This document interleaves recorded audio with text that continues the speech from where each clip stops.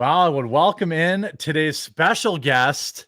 You know him, you love him. I see he put on a shirt just for me. I can tell I've inspired a fashion statement today. Welcome in, Steven Crowder. How are you? Yeah. Thank. I don't know about special guests. Let's curb the expectations here, but it's true. I was inspired by your shirt last time because it was talking to me. It looks good on you. It really does. Thank you. Very I look like I kicked the ass of a J. Crew model for his Madras pants and then stitched them into a shirt. So I figured it was perfect. Yeah, You look like you're about to be a lumberjack, actually. Yes, I do. At the Folsom Street Fair. I don't. If a lumberjack was wearing this, I bet you the trees would walk off in protest. So yeah, that's probably true. They would die from cringe. The look like every person I went to private school with when I was a kid. It's nice. It's familiar. If that person was dressed like a Boy Scout picnic blanket. We keep doing this. I don't care. No one loves a good zing on me more than me. So it was. Are you also wearing Sperry's boat shoes? Because that would really be like what ties it together, in my opinion. Well, I don't own a boat, so I exclusively wear Sperry's boat shoes because I hate myself and I'm angry with my father. So we've got an incredible election show coming up, Steven. And by the way, shout out to yet another Steven Crowder investigative team story today coming out of Georgia on some ballot shenanigans. Yes. Well, that was actually from a third-party source who sent it to us. So sometimes we actually amplify stuff that other people are doing on the ground. But yeah, this is one like we're always very clear if we're not able to verify it. But this Caldwell, the man who works there full time in Georgia, what he said was very disconcerting. It's pretty much what the critics of election interference have said. Only he was saying it with a smile on his face. So we've spoken with former senator, but I guess GOP chairman in Georgia and looking into it more. So yeah, this is always one of those things. I used to do quite a few of them myself, like undercover. I can't really do those anymore. I can't really do change my minds because people try and kill me. Yeah. So we are able though to support people who are doing good work out there. I'd have to wear like a Groucho Marx mustache and nose with glasses, and it just doesn't go over well. Well, James O'Keefe only puts on a single pair of glasses, and apparently he's Clark Kent. Yes, I know. He has to dye his hair, admittedly, too. Yeah. Yes. I'm always confused that Clark Kent is Clark Kent. Like everyone just thought he was a normal guy with a 56-inch chest and a 24 waist. Yeah, well, that's what they say about me too. What do we have coming up for Election Day? Because it's going to be an incredible show. I just shared. You've got massive coverage. I'm going to be coming on at some point that day. What can we look forward to on the Election Day show? Well, yeah, thanks. And we'll be crossing the streams with you as well as, a bunch of other people. I don't know everyone who's confirmed. I know Alex Jones, Dan Bongino, a bunch of people. I just don't want to speak out of turn here. Yeah. Well, a few things that we have. So we've invested a lot into this, right? We've bet it all on black. It's been a multi-million-dollar undertaking, which I'm sure is, always fun when people are like, must be nice to sit home and talk on a web. Well, that's true, be it as it may. That's not really what we're doing here. We actually have investigative journalists in every major city in swing states across the country. So they'll actually be able to go, if there are any shenanigans, go to the site. And we also have a volunteer army of thousands of people who will help them. We also have all of the same data news wires that traditional media has used, legacy media, Fox News, CNN, ABC. They pretty much use one of two news wires as a general rule. Well, we have access to those. And then we've also hired third-party data analysts, experts, multiple to be able to go through it ourselves, as well as gotten a hold of, by the way, of course, everything done through the process legally. Like this is not anything undercover. Voter rolls in individual states where that's permissible, so that we'll be providing people with actually a live electoral integrity map is what we're calling it. It's just like a 270 to win, only you'll be able to see the states, you'll be able to see the update, but you'll also be able to see anything underhanded that's taking place. So let's say they put up, I don't know, a bunch of Bristol boards and bring in red wagons filled with giant cases, camera equipment, but we thought votes in Detroit at 3 a.m. We'll be able to actually put that on the map where people can see it interactively, open a window, and then have our investigative journalists on the ground. If a pipe bursts and they stop counting, only they don't stop counting in Georgia, figuratively, of course, we'll actually be able to put that on the map so people can see the state of Georgia, where we are as far as the electoral votes, where we are as far as the updates on the voting rolls, as well as what's going on that people are talking about. Or let's say figuratively, like, I don't know, Maricopa County Voting machines just stop working for hours at a time. Again, these are all figurative examples. If that happens, we'll have people in that county as well as volunteers, and it'll be available to everyone with an interactive map all night. So, and we're not stopping the stream until this election is called, to be clear. That's crazy. That could be Saturday, Stephen. I know. It could be 18 days later based on Maricopa, depending on how close it is. It could be. You're going to have to live stream yourself sleeping. Yeah. The longest political stream, it might be, well, again, it depends, right? If you're just talking about like just a camera on, but as far as doing this, I think it was us when we did it with the 16-hour CNN torture stream, and it ended up being about 18 hours nonstop. Yeah. A lot of good men lost that day. Yes. So did I. But I did fit 112 coffee beans in the hole in my chest back then. I didn't realize that it was something I would have to change because my heart was no longer pumping blood. But it was fun. It was a fun game. You know what it's like, Jeremy? You have to fill time. You're like, okay, well, now what do? They're just doing a repeat of the segment, as CNN always does. And we had a little person Santa wrestle a little person Jesus for the spirit of Christmas. We had carolers come in because it's around Christmas time. So it went on for about 18 hours. And this is when it used to be hosted in my garage. And the only reason I did that, Jeremy, was because the year before we did a telethon where it was a torture stream and I was waterboarded. I remember that one. Yeah. Yeah, that was great. And I said, I don't know where we go from here. What's worse? I know, having to watch the entire original CNN clock. So I don't know. And hopefully this won't be a record. Hopefully, it won't be too close to call. But we all know, look, we're past the point we've talked about with the election. And I don't know where everyone on this panel lines up, but it's lie, cheat. Right? Lie about Donald Trump, whether it's January 6th, very fine people on both sides, bloodbath, lie, insert whatever lie here, then weaponize the DOJ to try and affect voters. And then when it doesn't work, then it's cheat. So I've always been really clear about this. When people were talking about Dominion and the ghost of Chavez rigging the system, look, that's not the right place to look. And it's certainly not the place where you should focus. We went through this today. There are 5 kind of tiers, that take place as far as election interference. The first and the most important is, media malpractice. That's where we see whether it's the Hunter Biden laptop story. That alone changes the election. When you're talking about the Russia collusion hoax, when you're talking about the media, big tech even removing Donald Trump's ads, the algorithms, right? Suspending, demonetizing conservatives on YouTube, all of those things, that's first tier. Then you have the weaponizing the justice system. That's another tier. This is all designed to steal a nation. Then you have the changing of election laws. We're not talking about voter fraud. We're talking about changing the laws, whether expanding mass mail-in voting, not requiring voter ID, violating your state constitution like in Pennsylvania. Then you have the 4th tier, which is unsolvable, unfixable malfunctions like machines not working in Maricopa County or not working in a district that seems to be very red for a significant amount of time and you never get that back. And then you get to tier 5, which is outright voter fraud, ballot harvesting, ballot stuffing, right? So all of these things add up. And the most important to me is the media malpractice, because if you had an unbiased media, or if you had at least just a fair media, and that includes big tech, Democrats would never win ever. They really wouldn't. And to me, it's a miracle that any conservative, let alone Republican, wins ever either, considering what they're up against with the biases of media. I mean, when you look at what's happening with the justice system, it's not just Donald Trump. Think of all the people who worked for Donald Trump or who supported Donald Trump who have been either fined, charged, or in jail for crimes that no one else has been treated that way, right? It's not about, you don't live in a free country if you have laws. You live in a free country if the law is applied equally.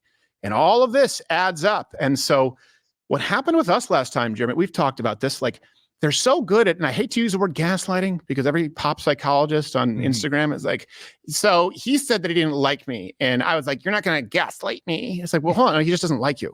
It's not the same thing. But telling people that nothing happened, that this is crazy, it's the big lie. And I'm going, wait a second, but we streamed live. Didn't we say that a pipe burst? And didn't we say, no, I didn't dream that. Didn't they bring in wagons of, I didn't dream that. And so there was nothing we could do. Like when Arizona was called with 0.01% of the vote, and I believe these are the official numbers. Yeah. We were able to say, like, I was saying, that doesn't seem right, but I couldn't do anything. We were the biggest stream on new media, to use the term, but we didn't have the same tools. I said, I never want to be in that situation again. I want to be able to say, hey, that's not correct. You shouldn't be calling Arizona at this point. What tools can we create so that we actually are able to tell our audience, this is why it's too close to call, or this is why they're making the wrong call? And that's really what this stream is about. It's hopefully about a shift in the landscape, because a lot of people used to watch along, right, with us. They think it's fun, and they go, but I need to get the legitimacy from CNN or whatever it is. That doesn't need to happen this time. We'll have better data than they will. And I say that it's not a hint of hyperbole. I mean it. It'll be the most accurate election night, along with the silliest horseshit. Apologies, but our show is still a comedy show. Yeah, and I know you've got a lot going on. I was going to ask two possible questions. One, are you still taking volunteers for the election? And two, where will these resources be found? Will they all be found within the show, or do people go to the Lottery Recover website? How do they access all this stuff you're talking about? Yes, so they will all be, they'll all be within the show. Also today, we just announced a partnership with True the Vote. And they have thousands of volunteers, so they'll actually be helping us where they technically would be able to stream some of this, only they don't have the platform. So they'll actually be amplifying, timesing by 3 or 4 the amount of boots that we can have on the ground. The electoral map, the electoral integrity map, I don't have the URL in front of me. That'll be something that... Okay, sorry. It's electionintegritymap.com. Sorry, we went to a different website. Shout out to the production team. Yes. So there you go. That's Toolman, who had an angry face. He's like, "What? How do you not have?" I forgot. We went through like 15 URLs, so people can have that up just like you would 270 to win, or one of those interactive maps. Everything else will be available in the show, where we will be providing the insight on the data. Having experts come in throughout the evening, how things are looking, how they're leaning. So yeah, it'll be a one-stop shop here. And that map that people can use. As far as how people can be involved, we have a closed circuit email list, mugclubarmy.com, where people can sign up. There's no newsletter. There's no advertising. It's really just designed to reach out to people who want to take an active role. That's where we get some of the volunteers. And we've partnered with some other organizations. So basically, we have managers in every major city in these swing states, where we have experienced investigative journalists, handful of them, and a crew, as well as a bunch of volunteers, so they can cover more ground. And then we can stream what is happening once we vet it too. We have systems, because you have so many people who go, it's election fraud, and it's like, well, no, hold on a second, your diabetic hand mashed the touchpad. Yes. So none of that. So perfect. And when does the show start on the 5th? Starts, I believe it's 6 p.m. Eastern. 6 p.m. Eastern, so 5 on God's time. Are you, when you're where you are you in Central Time, or are you on Eastern? I'm in Milwaukee. I'm in God's time, Central. Okay, but Chicago is God's time. So arrogant. Chicago Central. That's right. Yeah, Crowder and I holding down CST single-handedly, while everyone else is cucking to EST. It's a great balance. East Coast got to represent, man. Yeah, what the? I don't think. Sorry, you guys are in the middle of the country and can't escape if you need to.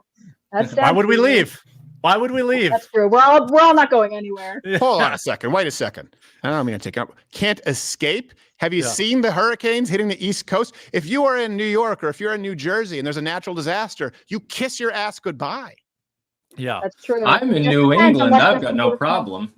Yeah, I'm in the mountains. I don't care about what happens to the rest of you. No, I'm just kidding. Well, Stephen, I know you're a busy man, and I'm really, really glad you came in. I'm looking forward to joining you. I've already been thinking about what I'm going to wear that night, because you've made me incredibly self-conscious. It can't be as loud as the previous shirt, but I will. I'm looking forward to your stream, man. I as a viewer, I'm excited, and the new tools that you're going to have. And if you can have someone send me that URL too, I'll add it to the video description, because lots of people watch the show later. Yes. Yeah, it's going to be a wild night. I'm not promising. I'll be on for a few hours, but I don't have your stamina, man. I can't do the. Well, look, one, I'm done. To be clear, I won't be in this seat if it goes on for 3 days. I won't be in this seat for the entire 3 days, but we'll have people switch off and make sure that the stream doesn't stop. It's just really, to make sure that people don't have to experience this alone. And I'm not that busy here today. We had a bunch of sketches and stuff to tape, but I wiped the deck here because I said, well, Jeremy's reaching out, and he's a big man, so we don't want to piss him off. But it's going to be a very long night. That is for sure. And I say wear the loudest thing you can, let your freak flag fly. What's your prediction though? And I know you did a bunch of great work. I mean, you and Scott Pressler with the tailgates for Trump, or tailgaters for Trump. I want to make sure I get it right. Tailgates for Trump. Yeah. Okay. Lots of parties happening with a cookbook and all that kind of stuff. My prediction is I mean, Trump 300 electorals called that night. That's Do you- that's my prediction. I think it's Do you going think to he be wins big. Wisconsin? Oh God, please. I hope. Wisconsin let me down in 2020, but they don't have us locked down. Yeah. There's obviously a big thing in Wisconsin, the famous, thing in the vote count that came in from Milwaukee County, where they were able to go door to door. Most people are back to work in Milwaukee. I think that Trump will win Wisconsin. I think Trump will win Michigan, which is wild. I think he's ahead in Nevada. I think he's ahead in Arizona, even with all potential shenanigans aside. I'm not so crazy to be like, well, New York's in play, and No, I don't think so. I don't buy that. But I do think he's if he maintains his momentum and he keeps energizing his base, I think 300 electorals roughly with this. What's your call? What's crazy to me is that because I have relatives, in Wisconsin and in Michigan, and I've spent quite a bit of time in both states.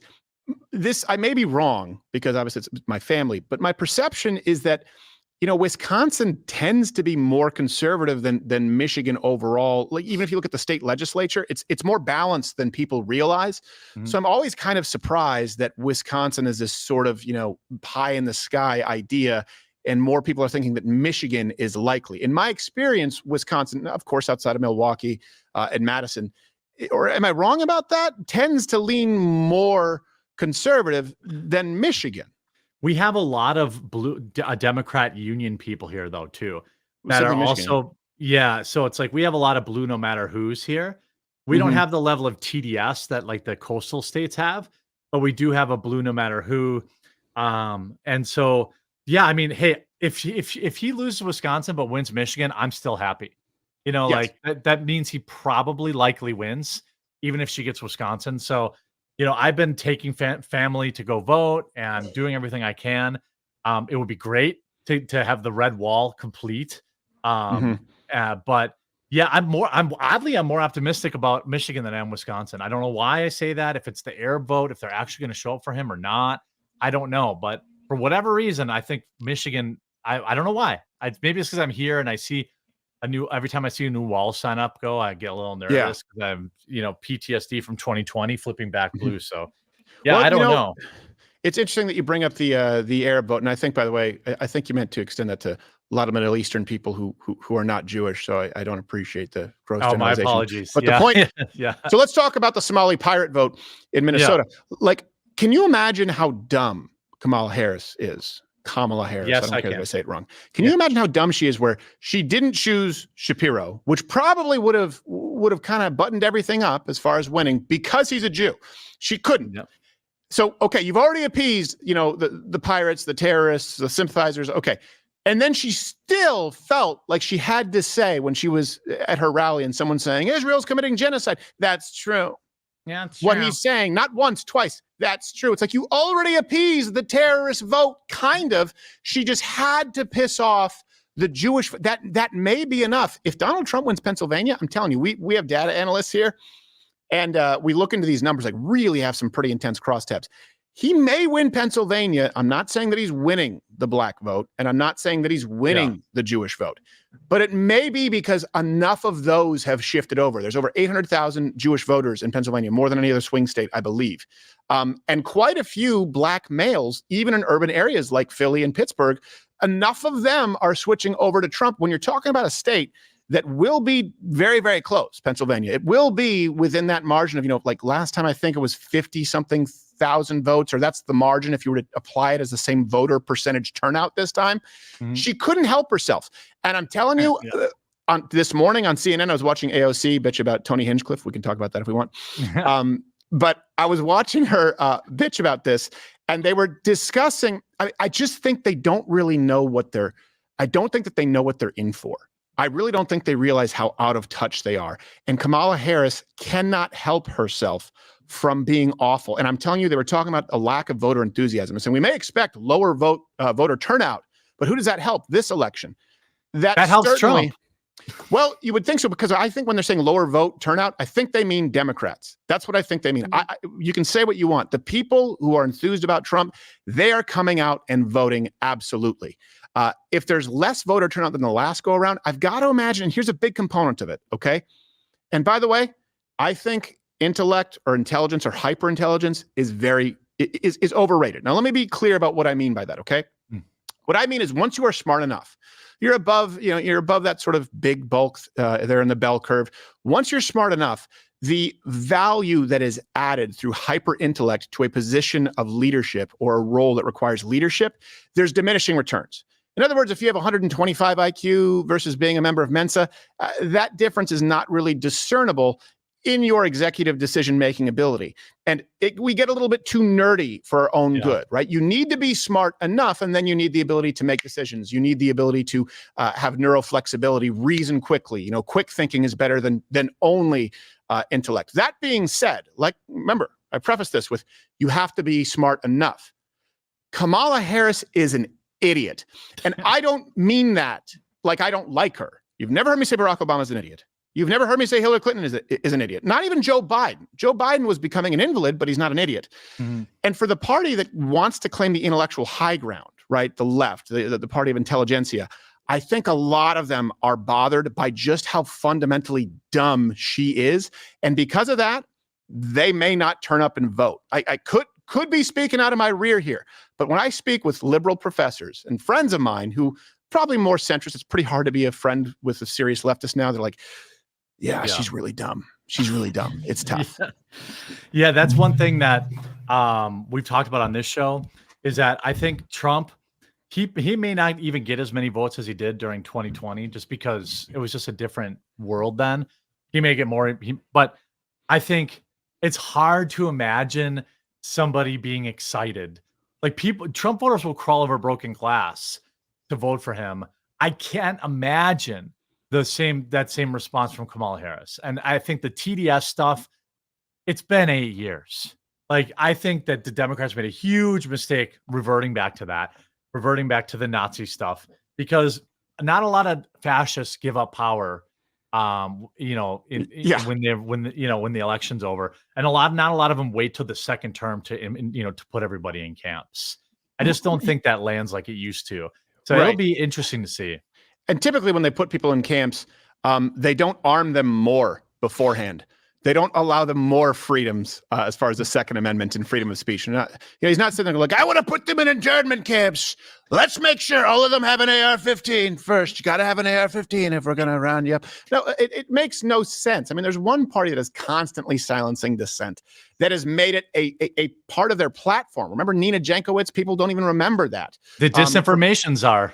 Yep. It was an actual thing. And you have, Tim Walz, who is, by the way, the worst VP pick in history. She needed someone to add legitimacy, to add this idea of it being, a pretty sharp ticket. And she picked the only person who at least appears dumber than she is publicly. He's a goofball, Stephen. He's a goofball. He tells him it was about ego, right? She couldn't be outshined by Shapiro. Bashir in Kentucky was too legitimate of a choice. She needs like a dumb goofball, the way that Joe Biden played the goofball to Obama's respectable, patriotic Democrat. And the way she played a goofball to Biden. He didn't pick the best. He's like, I want to pick from the primary the person who went dead last. Right. You couldn't, and then JD Vance, you can say what you want about Donald Trump. He picked the guy, whose story was the subject of an Oscar winning, certainly nominated film, right? People loved him. He was a darling for a while. And you can say what you want about JD Vance. People disliked him at first because the media was able to tell you who he is. Yeah. His debate with Walz was the best I've ever seen. And people were saying it'll be inconsequential. I actually think they were wrong. If you look at it, that was the inflection point. It's not because the VP debate matters so much.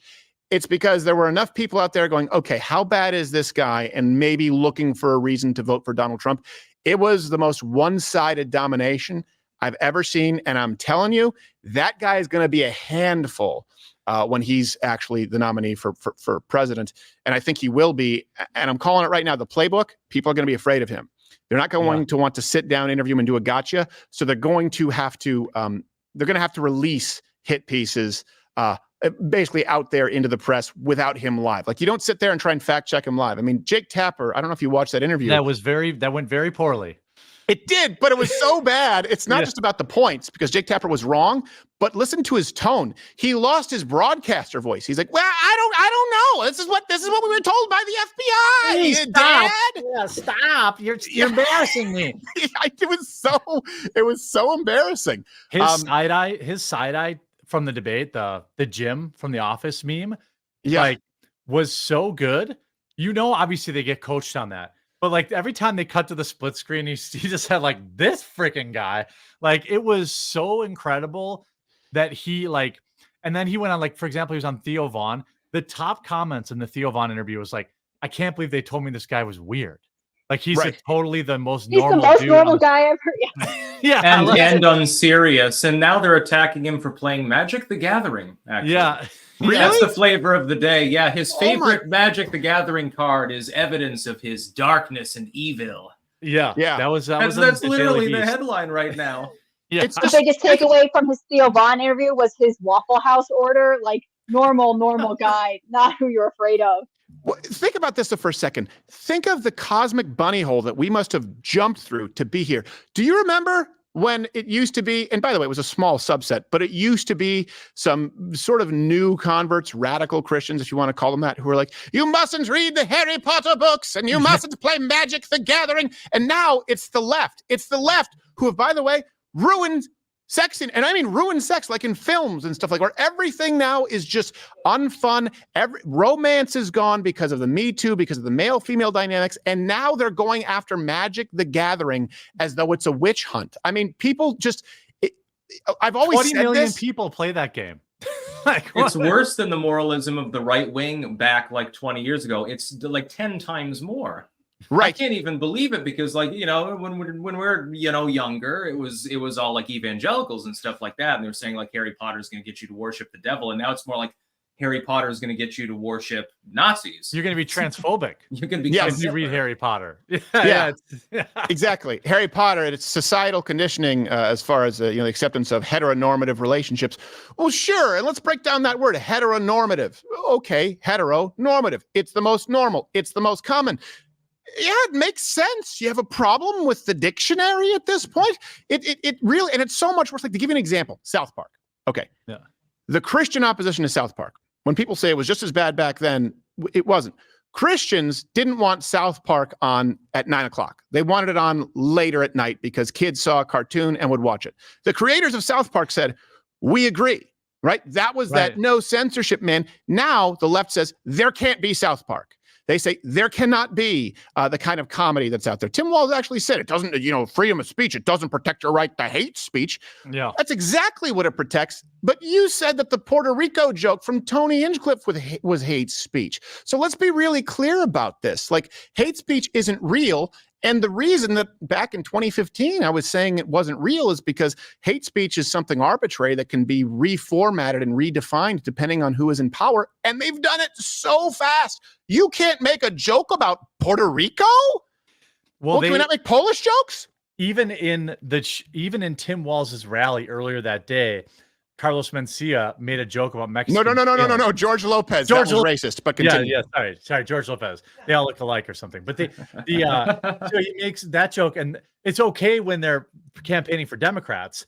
Tony Hinchcliffe makes that joke, and you got AOC literally crying, and like the chick Minka or whatever her name is this morning on the morning show, like oh, I just can't believe so many people. Then meanwhile, you put that up against Hulk Hogan ripping his shirt off, being like, I love you Americans. Like there's no way normal people are looking. I think the media has done themselves an even worse disservice than they did in 2016. And they may just literally blow it all up now. They may just go completely crazy and give up on even like CNN's trying to be a little more unbiased. Like the Washington Post you saw today, and now Bezos says, we have to have more pro-conservative. That's because they know they're about to lose. Mm-hmm. And they know that they've done irreparable damage with this, anybody voting for him. It's worse. I go back, just real quick.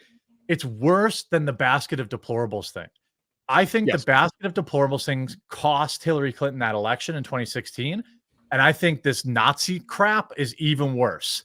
Like that's and they doubled down on what in my opinion cost her the election in 2016. I think you're right. And by the way, I won't hold it against you because, it was George Lopez, but Carlos Mencia will be telling the exact same joke 3 days from now. So this will age very well. That's true. Yeah. The Nazi thing, for example, it's one thing to say, I think he's a fascist. Fine. You're wrong. It's stupid. And I don't mean the way the kids say, it's stupid. I mean, it's stupid. It's dumb. But you can say it. But that's not what they said. They went into specifics. They said, who else had a rally at Madison Square Garden? And this is an exact recreation, right? That's what they saw. I'm almost quoting verbatim from Hillary Clinton and Tim Walz. They put a split screen on MSNBC of a Nazi rally. Yes. And do you know who else held rallies in Madison Square Garden? FDR, LBJ, Kennedy, George W. Bush, Bill Clinton. New York Knicks. Carter twice. Yeah, Jimmy Carter. Yeah. Yeah. Meanwhile, Kamala Harris is going to speak from where Trump spoke on January 6th tomorrow. So I'm sorry, what is the illusion there? Are you saying you're going to have your own January 6th? She's also going to speak from the shit shack next to the porta potty. Yes. Yes. To the 10 people who still want to listen. Yes. A hologram ghost of George Michael. Oh, he's still in the stall. I think it's one of the, they're so out of. Shout out George Michael reference.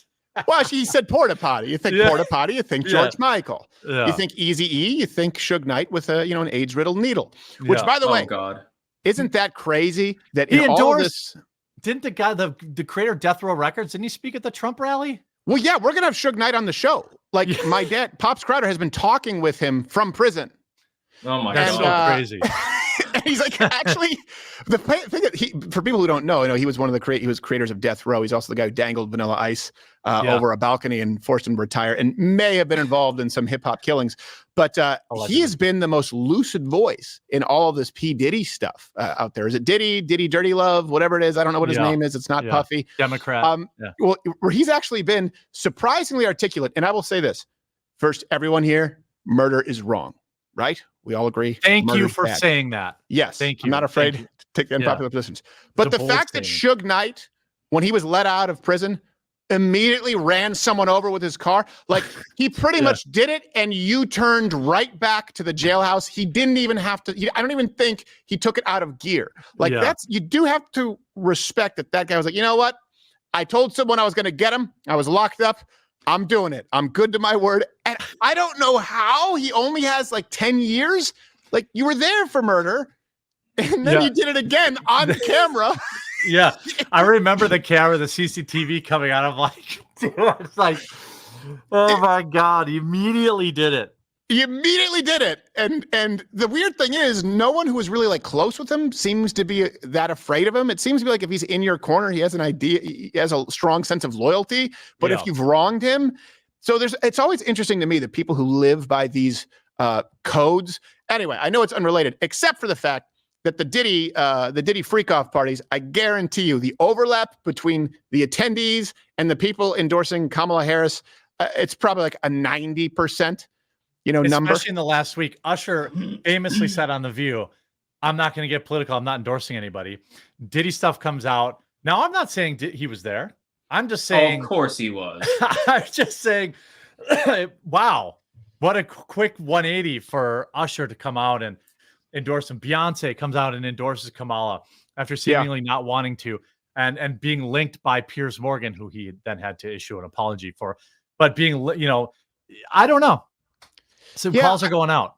I don't know, but I think we kind of know. I mean, when people talk about conspiracies out there, I'm going, okay, hold on a second.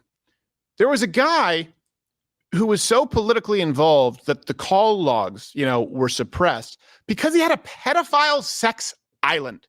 Yes. And we still really don't know what happened. What conspiracy could I come up with? What Alex Jones fever dream could be worse than that? And we know it happened, and we know that people aren't interested in getting to the bottom of it. So when people come out now and go oh yeah, so-and-so was involved with the freak offs, I don't know, I can't prove it, but I buy it. And I tell you what, here's the thing.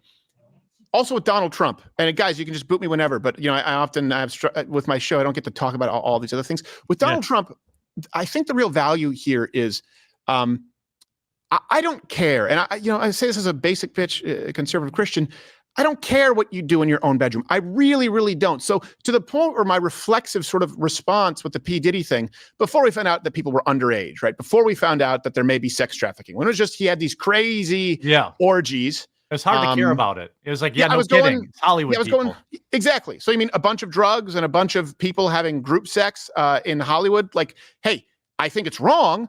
I think it's morally corrosive toward your own soul, but I couldn't care less. It's none of I don't care anymore because there's so much out there too that is fake. You're going, all right, who's actually behind this? Again, let's separate that from what we now allegedly know about sex trafficking. But the left, they've made everything, when they say get out of my bedroom, but they cancel Aziz Ansari, who I cannot stand because of a bad date. We can't just lump people. Did you see the ad? The stay out of my bedroom ad? Oh yeah, where the people are masturbating to pornography or the condom one. What were they thinking? Yeah, I was watching that on my phone, and my lady said, "What?" Like, she was like, "What are you watching?" Because I watched all 3 in a row, and she was sure that I was like watching pornography flagrantly in front of her, like as an act of disrespect. I was like, "No, it's a pack. It's a This is for work. I have to do this." Yeah, this is work-related research. I always told my parents it was homework or research, so I guess that's I'm not going to play it because it would probably get a lot of our viewers who are probably watching at work, like some weird looks over the cubicle. But it's wild. And, I do want to remind people as people are pouring in now, the website he mentioned earlier, where you'll be able to real-time track a lot of this stuff with election integrity, really a first of its kind, are at electionintegritymap.com. And you'll be able to do that. And then Steven Crowder will be live on election day starting at what time? 6 p.m. Eastern. Oh, you said 5 6 p.m. Eastern. 5 p.m. God's time. And 6 p.m. Yes. 5 p.m. God's time. Yeah. Yes. 6 p.m. Wait, did you forget? Do you need help subtracting the 1? Sometimes I do, Stephen. And I don't think this country has strongly opposed ableism, as Michael Malice has said. And so I don't appreciate you calling me out. And I also went to public school. So I don't have those fancy book learning like Hannah Claire does and some other people, I apologize. I went to public school for high school. I can subtract 1, It might just be the state you live in. It could be. It could be. But remember those dual time zone watches? Remember like when that really impressed people? Like, oh, that was cool. Yeah. I don't have to go through the anguish of adding 2 if I want to know the time, in Phoenix, and I'm in whatever. I'm trying to think. Wait, I don't know if Phoenix is Central or Rocky Mountain time. I don't know. I was a bad example. I don't have to go through the anguish of like its own time zone at some points of the year. Doesn't it? It's really, I think so. It's a very weird example. I got to go with something more standard. Yeah, it's a weird place. Aside from David Spade, too, what's weird is I don't trust a place where no one funny has come from Phoenix. It's like David Spade and no one else, and it's true. Yeah. There are hot spots for like funny talent, like Canada. I mean, at one point it was pretty much everyone coming out of Canada. Same for comedy, same thing for country music, and of course you have the East Coast. And CBN was it CBN? No, what was the show the network they had up there? Like CBC is the network. CBC, yeah. John Candy was coming out of there. Norm Macdonald. Oh no, sorry. You mean SCTV was the show? Yeah, it was John SCTV. Candy, Eugene Levy. Yeah. Rick Moranis, all those people. I think it's because it's cold and there's not a whole lot to do. It's probably the same reason that Wisconsin has 49 of the drunkest 50 counties. We can do better than that. We can do better. I think make Wisconsin drunk again. Yeah, that's all right. Yeah. Rarely Keg party at Jeremy's. Yeah. Rarely do you have a stereotype that empirically tracks so precisely with the anecdotal. Like if you were to ask me based on my family and friends in Wisconsin, I'd be like, that's got to be the drunkest state in the union. And I wouldn't think anything of it. And then I actually read the survey, the map that's been conducted, and it's not even close. It's a blowout. Yeah. It's not even it's not even close. Yeah. We have like 3 of the top 10 drunk colleges too. Why do you think that is? Is it just the culture of beer and stuff there? Because you have Milwaukee and then it's also cold and boring. I think that once you realize you're kind of good at something, you pour your heart and soul into it. Like I think here we have drinking and we don't want to lose that mantle. So you're brought up in a culture of that. And so I think it propagates. We're proud of it.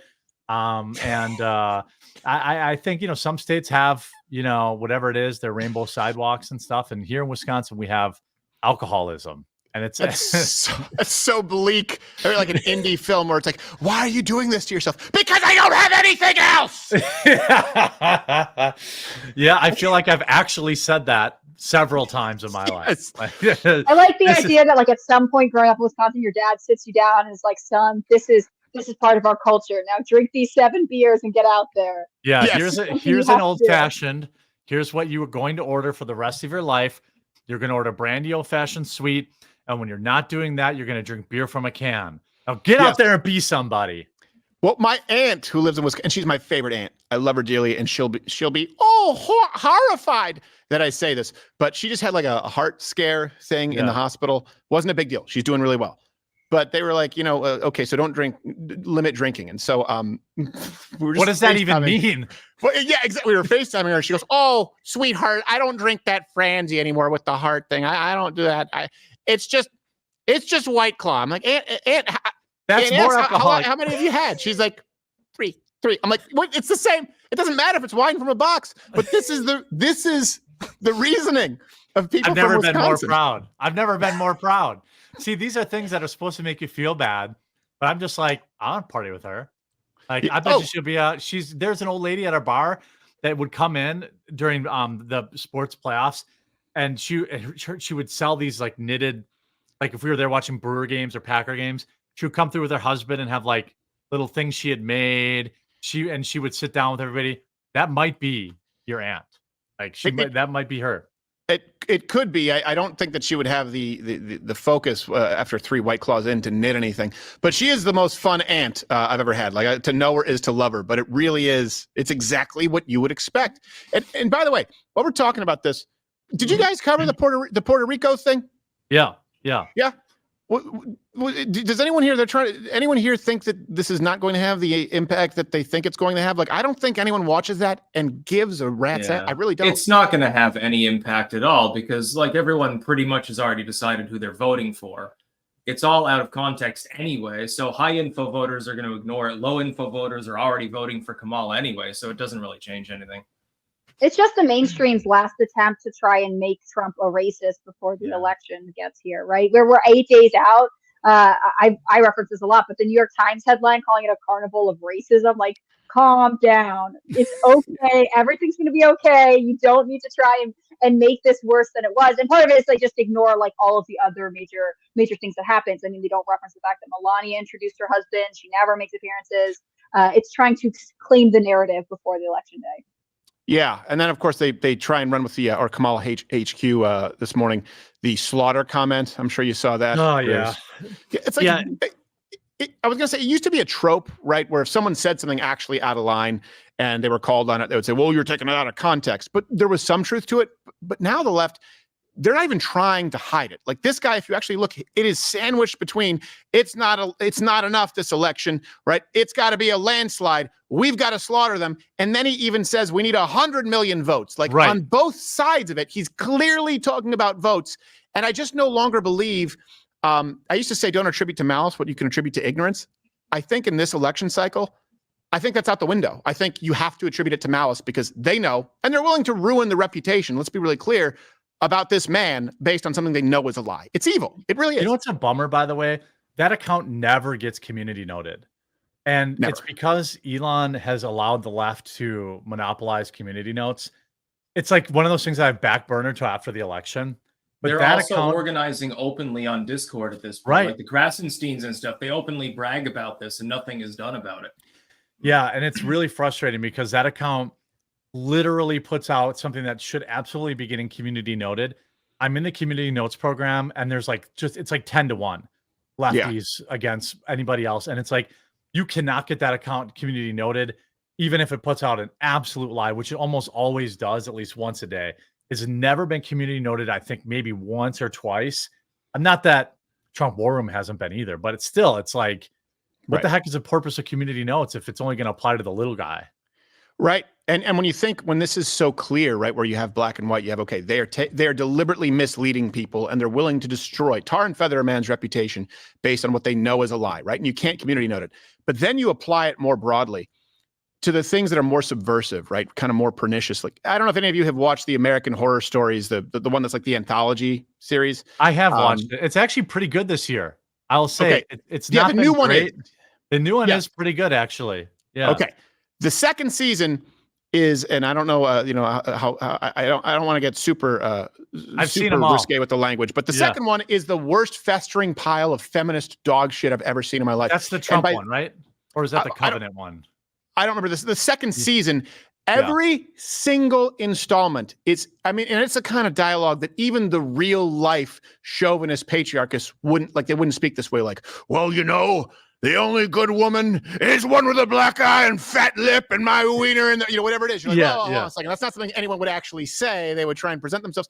And this is something that pervades our culture, right? If you were to watch just that second season, you would think all men are deadbeats, all dads are deadbeats. Women are all great moms. You wouldn't know the statistic that single female households are more likely to abuse their children physically, by the way, as well as emotionally. They're more likely to physically abuse their spouse. Every guy, a piece of crap who wants to control women's bodies. Every single woman, a hero who is never believed. And by the way, you don't need men on earth. Like, quite a few of them end up being a utopia where they end up reproducing without men. Like, this was the entire season. And just think about, we know exactly what is incorrect, and you still don't get to community note. But then you look at society at large and you go, oh, hold on a second. This is all based on these premises, which are factually incorrect. You have no chance at applying, the quote unquote community note there. And you have people being steeped in it who grow up and unfortunately believe it. And then I think what ends up happening, like you saw with COVID, is people have the veil lifted from their eyes, and they say, what else was I lied to about? And it's a really, really scary thing, because if we destroy the male-female dynamics, you cease to have a culture, Western civilization. Well, either that or they end up shooting at Donald Trump. They become Lee Tardy Oswald or the other Ukrainian guy. Like, these guys were clearly brainwashed. We don't have time to go down to the whole MK Ultra stuff and all that kind of stuff, but like, these people clearly consume mainstream media. They use rhetoric like this, in my opinion, irresponsibly, because at least on some subconscious level, they do want somebody to do what those guys did or try to do. And this Nazi Hitler stuff is just another example of that. Save the country now, be a hero. And there's just, it's a fine line of being censorious and like also being like, wait a minute, like, is there some responsibility here to equating this man to Hitler to millions of people every day who have some percentage of schizophrenic people or people who are mentally unstable that are consuming this, that are going to go do something stupid? Like, it's a wild time in media right now. But if you have the opportunity and you don't kill Hitler, you're arguably as bad as Hitler. Right. You got to go back and get baby Hitler. That's what the lifelong question. And I do, I want to let you get on with all of your sketches today. electionintegritymap.com. Steven Crowder's live Electionapalooza. I will be there. Many other people will be there, starting at 6 Eastern, 5 God's time on November 5th until Upside Down ? And lots of games and all that kind of stuff. Fun going on. I'll be streaming too. I'll be stopping in. And Steven, thank you so much for giving us so much of your time today. And I'll be uploading this as a standalone on the main channel too, so that more people see the information about what you're doing with the election integrity map. Thank you very much. I appreciate it. It's been a big undertaking. We're really grateful to everyone who supported us, and thank you for inspiring me to wear this shirt. I needed this. You're going to get compliments. Wear it. Don't change after the show now. Wear that out, and people are going to say, wow, that shirt looks really good on you. No, I'm going to keep this shirt on for days, and I'm going to go play with like 19 dogs after this. So smart. Yeah, that's smart. Then you'll have the correct amount of dog hair on it too. Perfect. That's the key. All right, Mr. Crowder, thank you so much for coming on. Thank you, all of you. Appreciate it. See you election night. Thank you. Nice seeing you.